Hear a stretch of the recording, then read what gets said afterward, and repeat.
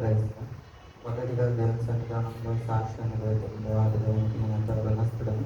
అలాగే దైవజనులకు నా వందనాలు, కూడవలసిన దేవుతులందరికీ నా వందనాలండి.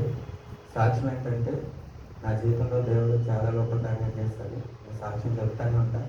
అలానే దిశాన్ పట్ల కూడా దేవుడు ఎంతో గొప్ప కార్యం చేశాడు. పోయిన మాసంలో ఆ బిడ్డ ఎంతో ఇబ్బంది పడి ఫీవర్తో చాలా అనారోగ్యంగా ఉన్నప్పుడు దేవుడు ఎంతో స్వస్థతనిచ్చి ఆ బిడ్డని దేవుడి సన్నిధానంలో ఇది నువ్వు సాక్ష్యాన్ని పెట్టుకున్నాడు.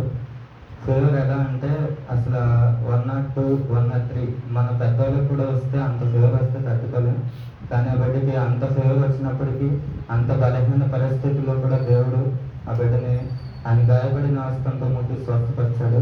అందుబట్టి దేవునికి నేను ఎంతో స్తుతులు తెలియజేసుకుంటున్నా. అలాగే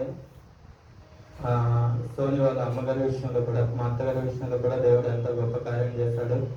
ఆమె అన్యుల కుటుంబంలో పుట్టి ఎంతో శోధించినప్పటికీ ఆ బిడ్డ పట్ల దేవుడు గొప్ప కార్యం జరిగించి ఆయన సన్నిధానంతో నడిపించుకుంటున్నాడు. దాన్ని బట్టి దేవుడిని నేను ఎంతో స్తుతిస్తున్నాను. అలాగే నా జీవితంలో అనేక గొప్ప కార్యాలు నా కుటుంబంలో చాలా చేశాడు దేవుడు. అవి చెప్పడానికి టైం సరిపోదు. అలానే ఇంకొక విషయం ఏంటంటే నా జాబ్ విషయంలో కూడా దేవుడు ఎంతో గొప్ప కార్యం జరిగించాడు.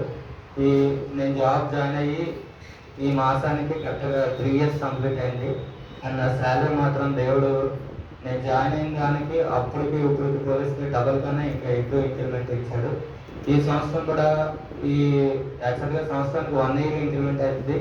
దేవుని సెటిల్మెంట్ నాకు అయితే తెలియదు, కానీ ఈ 3 సంవత్సరాలు కూడా నాకు సంవత్సరానికి 2 సార్లు ఇంక్రిమెంట్ అయింది. అలాగే నిన్న ఇంక్రిమెంట్ తీసుకున్నా దేవుని శక్తిని బట్టి.